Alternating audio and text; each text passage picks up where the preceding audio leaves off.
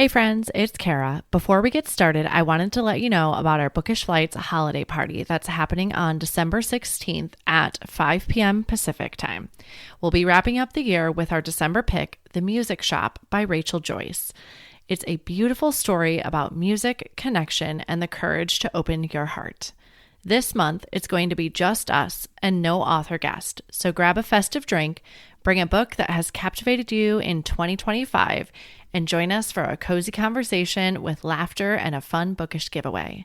RSVP at the link in the show notes or head on over to bookishflights.com/read/fall 2025.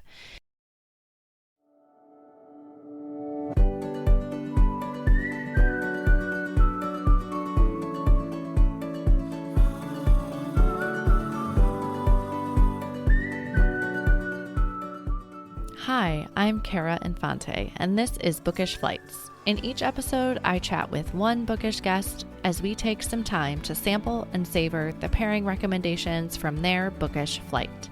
We hope to give you suggestions to cultivate your TBR list and nurture your leisure time through books. In today's episode, I am chatting with Ginny Kubitz Moyer. Ginny is a California native with a passion for local history. A graduate of Pomona College and Stanford University, she taught high school English for 26 years and has written both fiction and nonfiction. Ginny's love for California and its stories inspired her to write The Seeing Garden, her debut novel, which won silver in the Forward Indies Book of the Year Award in historical fiction. Her second novel, A Golden Life, named one of Kirkus Review's Best Indie Books of 2024, also celebrates the unique history of her home state. Her nonfiction book, Taste and See, Experiencing the Goodness of God with Our Five Senses, was the winner of a Catholic Press Award, as was Mary and Me, Catholic Women Reflect on the Mother of God. Her articles have appeared in a variety of publications, including Bella Grace and America. An avid weekend gardener, she lives in the San Francisco Bay Area with her husband, 2 sons, and 1 adorably stubborn rescue dog. We're here today to discuss her latest novel, The World at Home. Welcome to the show, Ginny.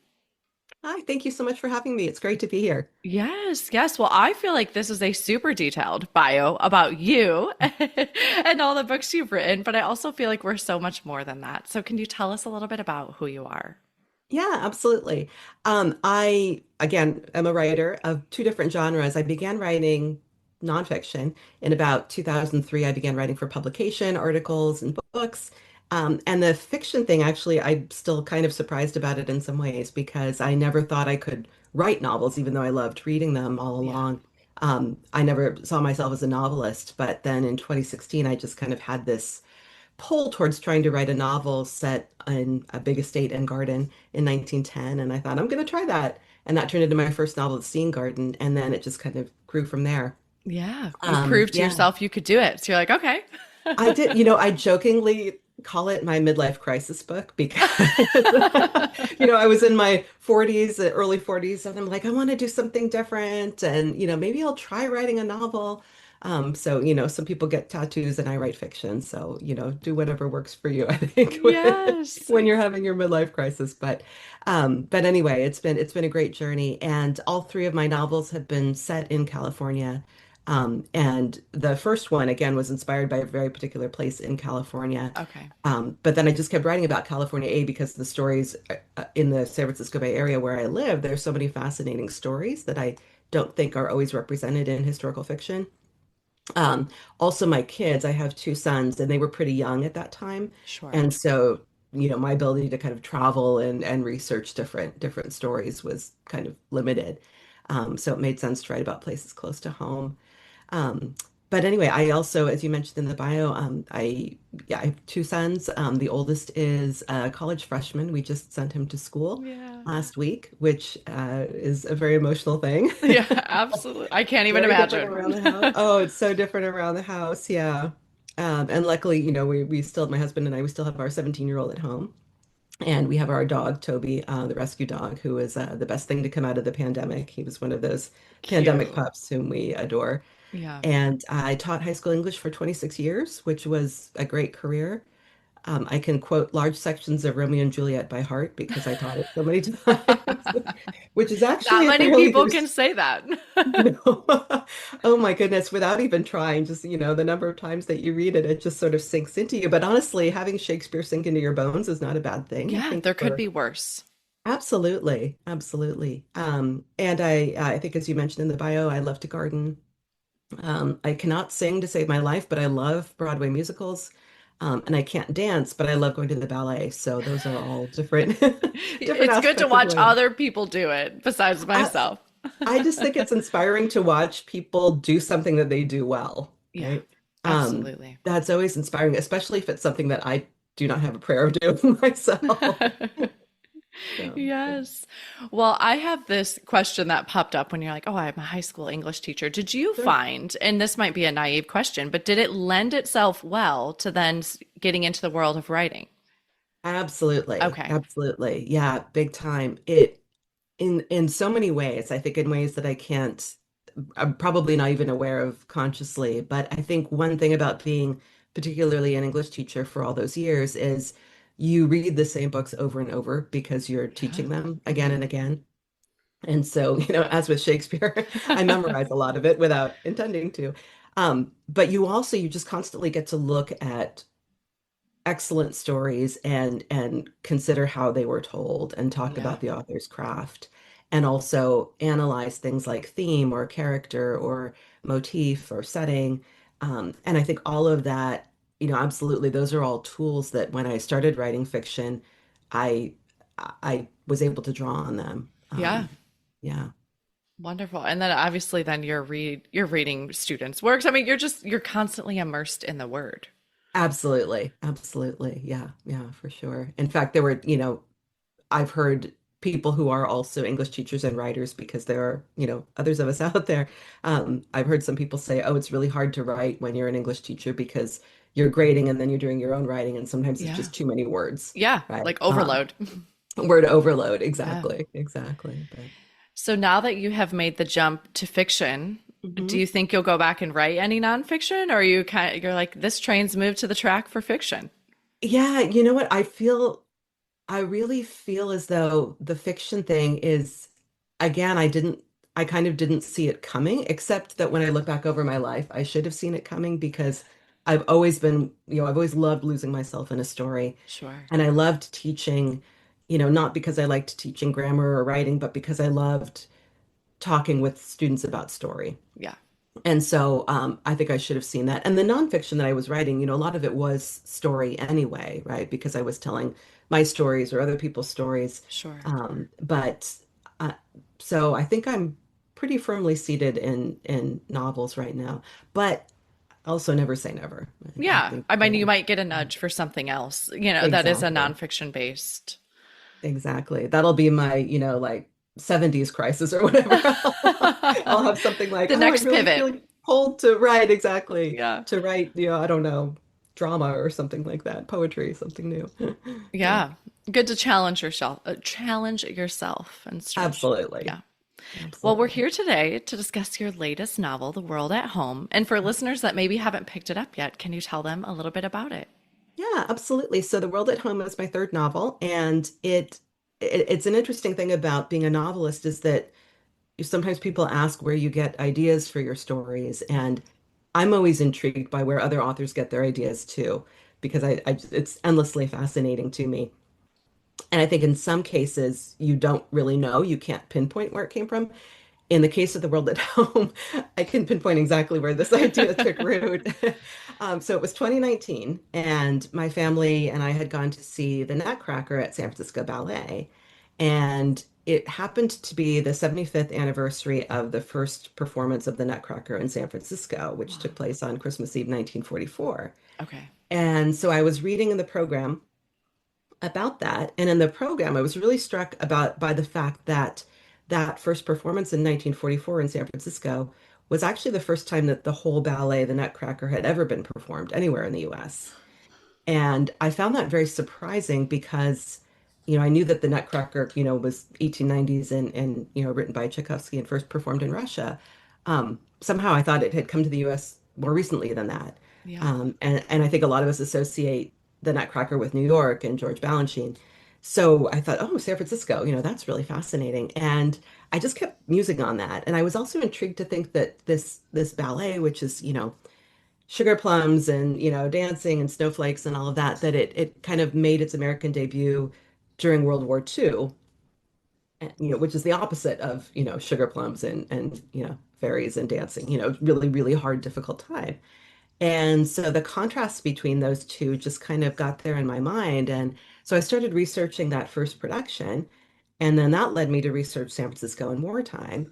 And, as close as I've lived to San Francisco for most of my life, I just didn't know the part that San Francisco played in World War II or how much life in World War II affected the lives of people in the city.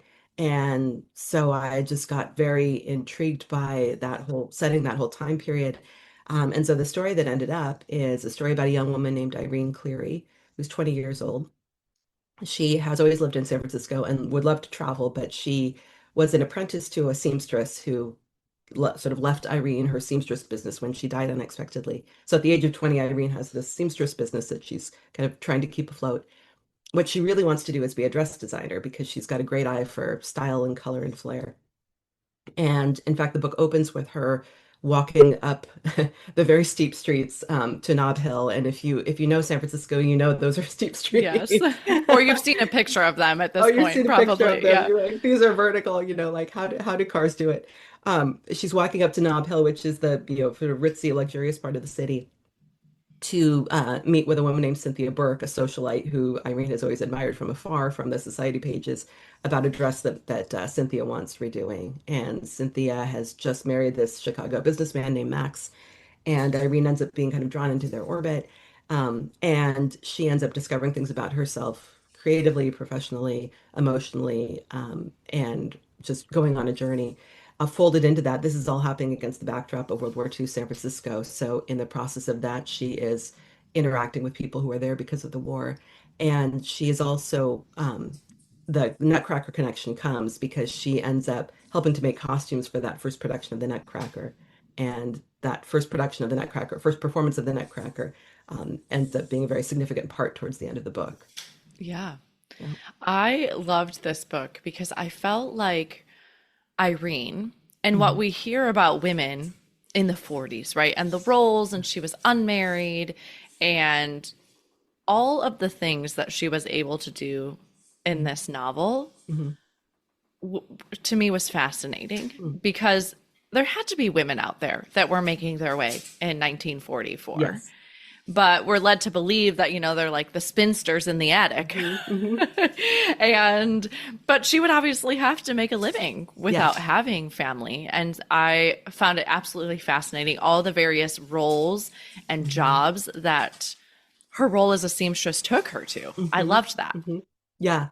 Yeah, yeah. I remember early on thinking, maybe should I have her be a ballerina, in that first production? And I almost immediately and instinctively was like, no, she can't be a ballet dancer. She has to be connected with the production in some other way.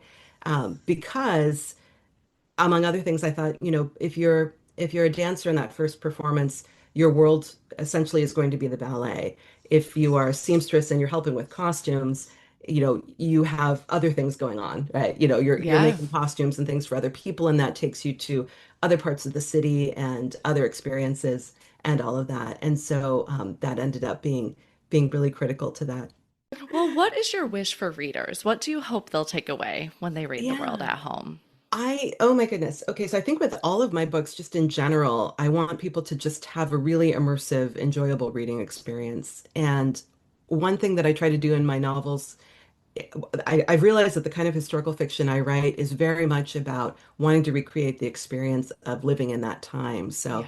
I try really hard to talk about what people wore and what they ate and how would they get around the city and what kinds of, you know, what kinds of little day-to-day things that maybe are different from the way that we live now, because I feel like historical fiction is the closest we can come to time travel.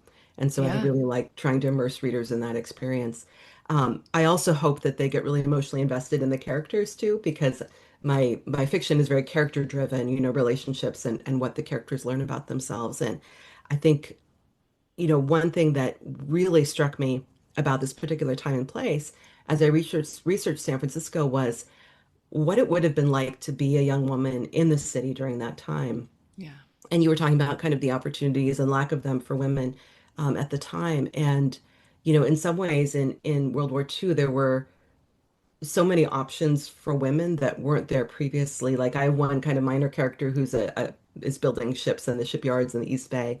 Yeah. And, other characters who are, one thing Irene does is she volunteers at the USO in San Francisco. And there were actually a couple different USOs in San Francisco, but they were conceived of as places where young men who were in the service and on shore leave or stationed around the bay could come and dance with young women and have donuts and play piano and play ping pong and just sort of have a home away from home. And there were older chaperones there and everything. So Irene the volunteers there, and it was fun to read about those.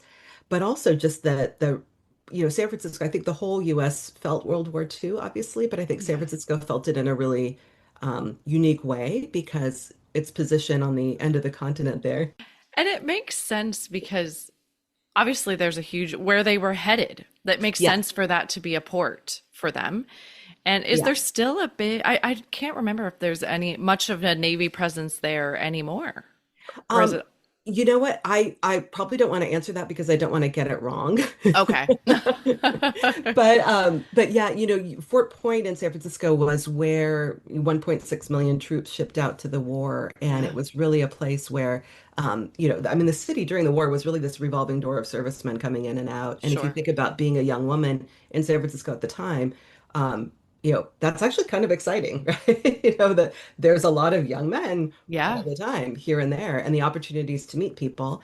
And also too, but I think there's also that very emotional charge for a lot of these young men of knowing that, some of them, from different parts of the US, they've come all the way to San Francisco, and they're very aware that this is the last bit of home soil that they're going to touch before they ship out to yeah, war, and they may not come back.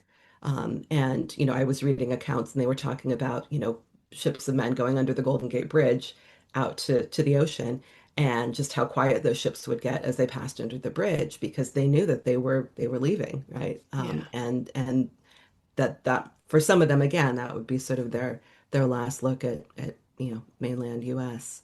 Well, that Um, and like reality. I feel like sometimes we are going through the motions and then all of a sudden until you see like the Golden Gate Bridge, reality hasn't set in that like I am going to war. And I cannot yeah, imagine the fear that kind of sits in you in yeah. realizing that.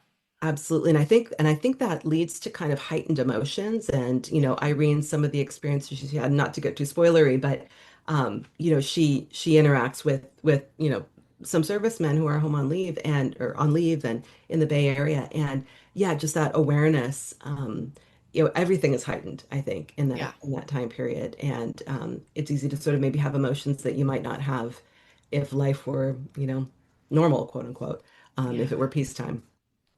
Yeah. You bring up a great point too, because I think about my grandmother who she was able to get a job and she was a Mhm. telephone operator, right? Like she Oh, would move wow. the cables, Uh-huh. but she was only able to get that job because all the men had Yeah. left to go to Yeah. war.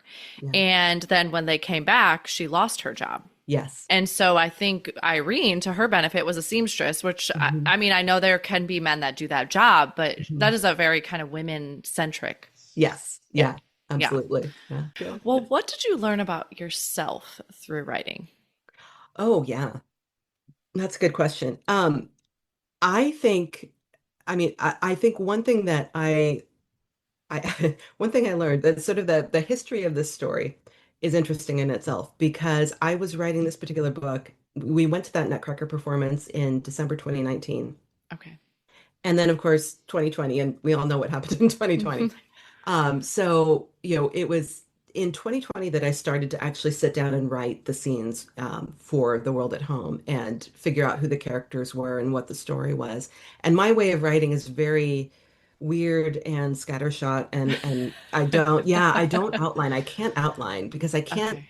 just think of a plot in the abstract and outline. I have Yeah, to write and figure out who the characters are, and they come to me that while makes I write. sense. So I Yeah. end up with all these kind of strange scenes that I might use or I might not use, but that's how the characters and the story reveal themselves to me. So I was writing those scenes during 2020 when, we were at home and, my working from home, my kids were studying from home, and it was before I had this little writing room that I have now. And I remember literally getting in my car and driving, like a couple blocks away and parking and like moving to the passenger seat with my laptop and just writing in the car. I just needed a quiet place to like get out Yeah. of the house and write. And it really, I think having this project to write and start during the pandemic helped me through it in a lot of ways. Yeah. It really did. I'm not going to say like it saved me or anything like that. It's not that dire, but it gave me something to be really excited about and to look forward to Yeah. and to animate me during that difficult time where it seemed like the world was shutting down. And so I think what it taught me I think it taught me how important writing and creativity is in my own life, which is actually really interesting because that's a big theme of the book, is that Irene, because she's a designer and she's very creative and very good with color and style, a discovery that she makes about herself is the importance of that creativity to her and also to other people. And it kind of ties back with that whole point about the ballet during a time of war.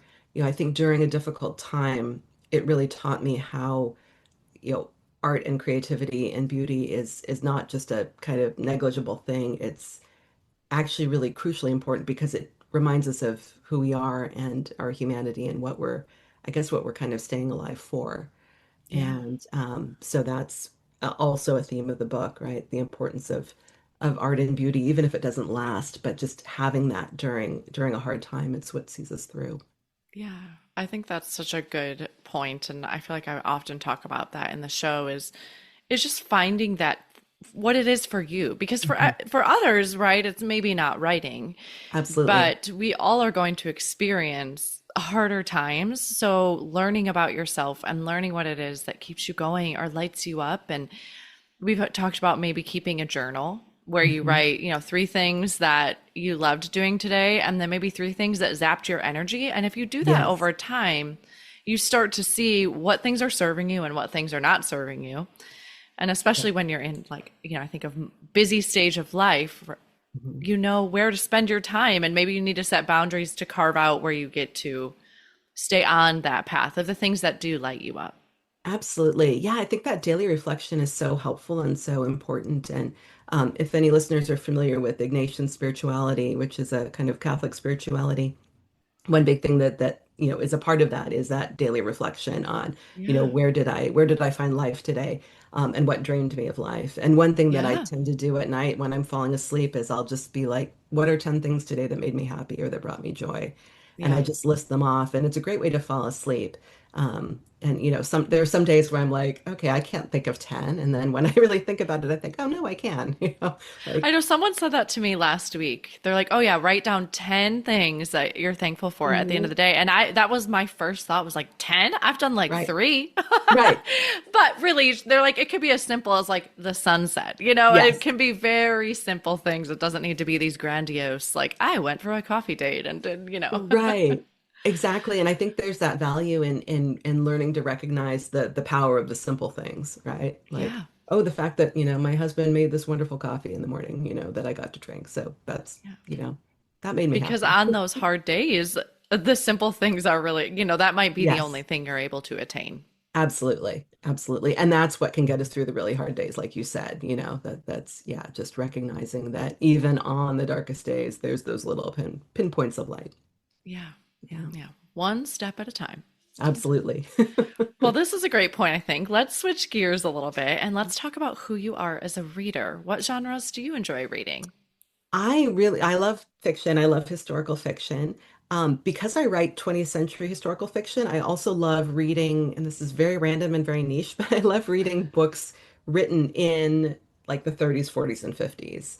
Yeah. And I just love them because they, if I want to faithfully recreate life in that time period, that's where you learn how to do it, right? Yeah. That's where you learn what people are wearing or what they're fixing for dinner or how they're making a phone call and all of that. So I really, really love reading those sort of, I get domestic novels, about sort of like ordinary people, normal people in the middle of the last century. I really love that. Yeah, an Um, immersive experience. an immersive experience, absolutely. I also like nonfiction. I like researching different time periods that I'm writing about. I do a lot of that. So I have, shelves full of books on, World War II and San Francisco. Yeah, Even a couple books about the ballet and about the Nutcracker down there that really helped me. And yeah. that's great. How in your busyness do you find time to read? My house is a mess. Abandoned. That's exactly, and that is really true. And this is something I realized when my kids were younger, because people would say to me, sometimes when I was writing before, even before I started writing fiction, when I was blogging and writing articles and writing nonfiction, people would sometimes say to me, you're a teacher and you have young kids and, and you write, like, how do you do it all? And the subtext to that to me was always, I feel bad that I can't do everything that Ginny's doing, right? Yeah, Because I think when we ask people that, that's the subtext, right? We're like, oh, you're doing so much. Like, I feel like a slacker. How am I not yeah. getting everything done? Hmm. And I would always say, quite honestly, my house is a mess, right? Yeah. Like, um, or when it's my kids' birthdays, I don't make the cupcakes for the class party. I buy them at Safeway, right? And the Yeah. reality is nobody can do everything. So we pick and we choose. And the things that I'm picking and choosing are different from the things that you're picking and choosing. Sure. And that's totally fine. But yes, I want to make sure that you know that yeah, I'm not doing it all and Yeah. nobody's doing it all. And so yeah, I I do read a lot, at the expense of my windows being clean or you know. I do feel like audiobooks have been a bit of a game changer in that of like my laundry return time has gotten a bit faster because I'll just sit and I'll listen to my audiobook and get the Oh, that makes so much the sense. laundry Yeah, folded and all of that. But absolutely. yeah, Yeah, it's yeah. life does have happen sometimes. Yeah, yeah, yeah, for sure. For sure. Yes. Well, you have brought a few books with you today for your I book flight. Can have. you tell us how you chose them? Well, I was thinking about the fact that I love fiction that inspires me, and I think fiction can inspire me in a lot of different ways. It can be setting, or it can be sort of the theme, or where the characters are left. But also, I think when you encounter a character who just shows you sort of what's possible for human beings to be, kind of shows you the best parts of being human. I always find that very inspiring. So my characters are characters that have inspired me, fictional characters who I look up to in the way that you might look up to a famous person that you want to be someday. So Love it. Well, what's the first book you brought today? yeah. So the first one is one, it's written by Susan Fletcher, and it goes by a couple different titles, which is confusing. It was first published in the UK under the title Corrig, Okay. Corrag. In the US, it's published as The Highland Witch, and it is set in Scotland in the 17th century, and it's about a young woman named Corrig who lives on her own in nature. She sort of was driven out of society for a couple different reasons, and she is so in tune with nature and somebody who is able to use herbs and heal people. And when the Glencoe massacre happens, which was this terrible massacre that happened, she is unfairly accused of being a perpetrator. And it opens with her in prison, and she ends up telling her story to a man who has come to interview her. And she is a really amazing character. I mean, I finished the book and it's a beautifully written book, but I put it down and I thought, I admire that character because she has this just goodness and this openness to the world and to life. And the descriptions of nature and the Scottish Highlands are absolutely stunning.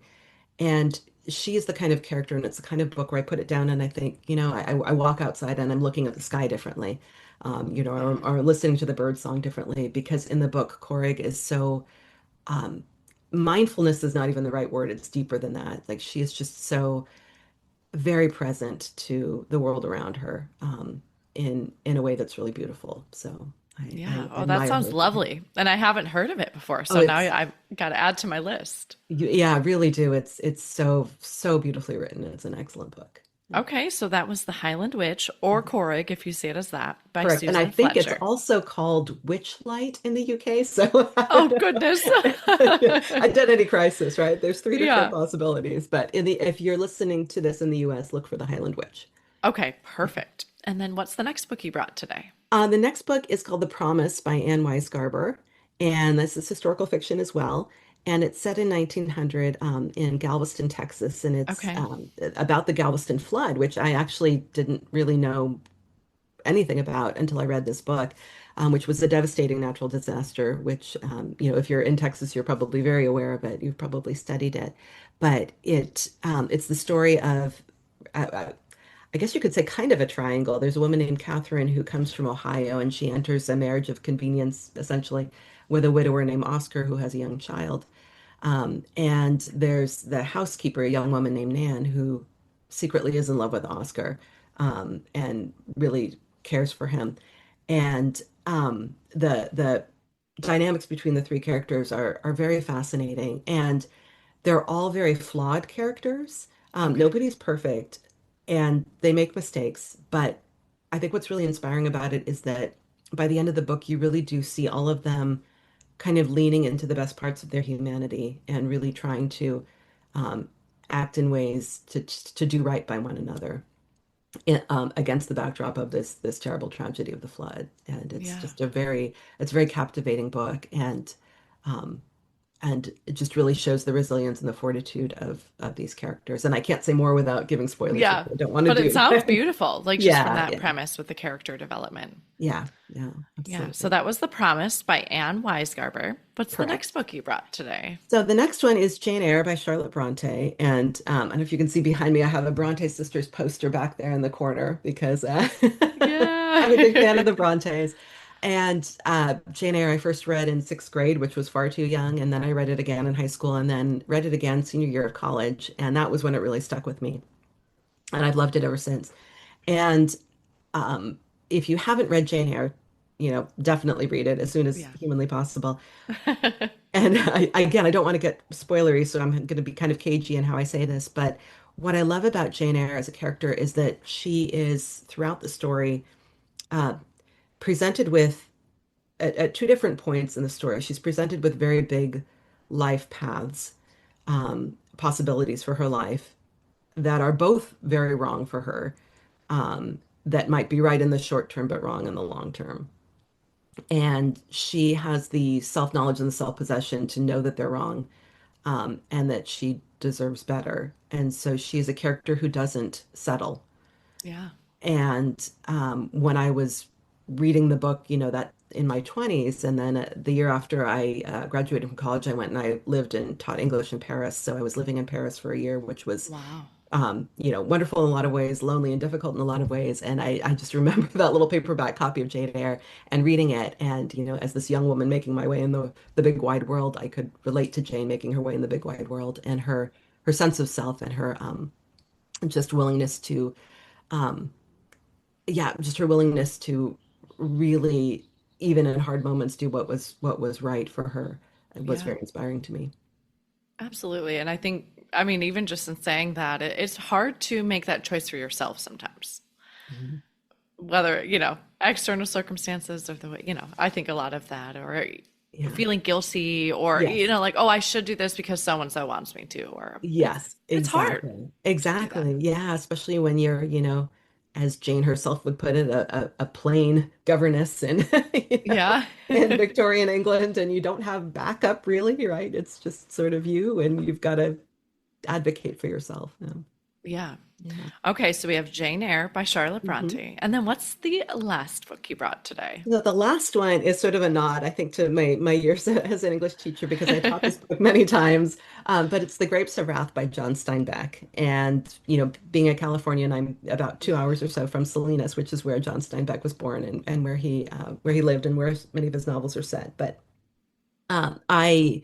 I love that book. It's not an easy book. It's a long book. And, oftentimes students would kind of complain about it at the beginning, like, oh, there's a whole chapter about a turtle crossing the road. Like, what is up with that? So, okay, well, let's talk about the symbolism. Yeah. But I love Ma Joad. If you're just to give you a quick introduction to the book, if you don't know it, but it's set in the 1930s, and it's about the Dust Bowl. And so there's a family in Oklahoma, the Joad family, that loses everything in the Dust Bowl. And so they migrate to California, as many people did, looking for work. And they just go through all kinds of hardships and challenges. And the mother of the family, Ma Joad, is so resilient and so strong. And when everybody else around her is falling apart, she manages to hold it together.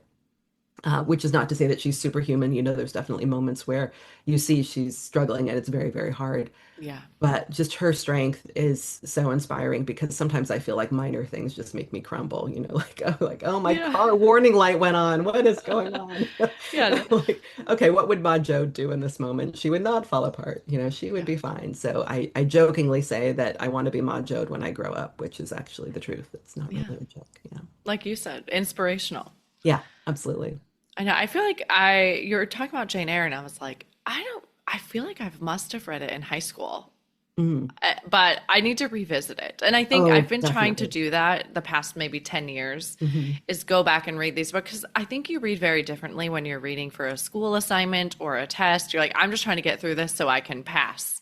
Yes. Where when I've gone back, in my 30s and now on, is been you get to revisit it for leisure. And I think Yeah. that's just such a different way to read it and enjoy it. And I've found them so much more accessible than my high school brain had put it like, oh, the classics, these are so hard to read Right. and so dry and Right. slow. But they have been way more accessible as I've revisited them than Yes. I had like in my mind imprinted. Yeah. Yeah. And how wonderful that you're revisiting them, right? I think that's Yeah. great that you're not thinking, oh, I read that, I'm done with that, like I read it, I wasn't into it. Because I do Yeah. think that our reading experiences change so much as we change, right? Yeah. Um, And I've been a reader for many more years now. So mhm. I think, again, maybe too, just the language, or if it is a bit slower, it's like, well, I've been here before and I'd stick with the story because there is something here. Absolutely. Yeah. Yeah. Yeah. Wonderful. Well, thank you so much for bringing these books with Oh, you today. The sure. last one was The Grapes of Wrath by John Steinbeck. So, listeners, all those links will be in the show notes should you need to find that. How I love to end our show is with our bonus pairings, which are a speed round of questions you can Yep. answer really quick. Are you a rereader? Yes, very, very much so. And that's a problem because I don't like to give away books because I always think if I give this away, I'm going to want to reread it in 5 years and I won't have it. And I have enough books that I like to read that are kind of niche and hard to find in libraries. Yeah. So if it's a book that I could find again in a library, I'll give it away. But a lot of them I know that I won't be able to. So I keep it and I have a real book problem. Book storage problem is probably a lot of us do. Yes, absolutely. What is one book you've read that has changed your life? So many possible answers to this one. You could just choose one point of your life. I'll just choose one point of my life. Yeah. I have to go with Rebecca by Daphne du Maurier. Yep. And I read that when I was 14, and it blew me away. Another book, if you haven't read it, get a copy as soon as you can. Yes. And I think the reason that it changed my life is there are a couple of big reveals in that book, kind of toward the end, that I didn't see coming and that knocked my socks off. And I also remember being a teenager reading that book and thinking about it and thinking about how the fact that you could only pull that off if the book were told in the first person from the point of view and through the eyes of the second Mrs. De Winter. Like it Yeah. wouldn't work to tell that story any other way. And I think it was probably one of the first, if not the first book I ever read where I had that awareness of an author's choices being so integral to my reading experience. Yeah. And that was really eye-opening for me. Absolutely. Yeah. And you wonder if she had, I mean, she had to have had that foresight, right? Of like, this has to come from this, you know? Yeah, you wonder, you would think so, right? She had to know where the story was going. Yeah. And yeah, that it could only be told through the eyes of that character. Yeah. Yeah. Yeah, absolutely. Where is your favorite place to read? My favorite place to read is in our backyard. We have a really small little suburban backyard, but I love to garden, so it's usually got things blooming in it. And we have a little Yeah. patio, and I just love to sit out there, right next to my flowers, and with a nice tea in hand, and my dog lying in the sun, and Sounds it's lovely. perfect. Yeah, yeah, my favorite, my happy spot. Yeah. Yeah. What are you reading next? I am reading a book, and I'm going to hope that I get the title right because I haven't started yet. I'm in a book club, and we're reading a book called, I believe it's called All the Beauty in the World. Okay. And it is nonfiction. It was chosen by my book club. We do both fiction and nonfiction. And it is it was written by somebody who used to work at the Metropolitan Museum of Art in New York City, and it's apparently a meditation on art. So Cool. yeah, yeah. So I need to A, get the book, and B, start reading because I'm probably kind of behind for our next meeting. But I'm excited to read it because I do love art, and I think I love in a way that I love talking about and analyzing books. I love Yeah. analyzing art. I feel like when you can kind of look at it that way and think about an artist's choices, I just feel like that really enhances my enjoyment of it. Yeah. Well, I hope you love it. Yeah, Sounds right up thank your you. alley. Thank you so Yeah. much. Yeah. Well, thank you so much for coming on the show with me today. I know your Oh, time is thank you. precious, and I Yeah, appreciate all you've given me. absolutely. Well, thank you, Kara. It's been such a pleasure. You're welcome. Thank you so much for listening to this episode today with Jenny Kubitz Moyer, including her book flight featuring fictional characters that have inspired her.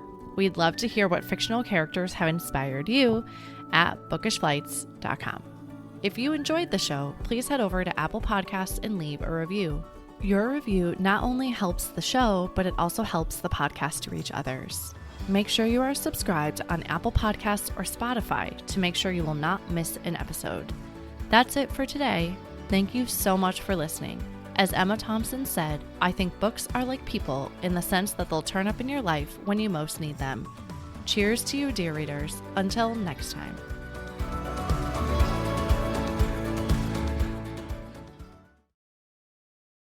Hey listeners, it's Kara, your host.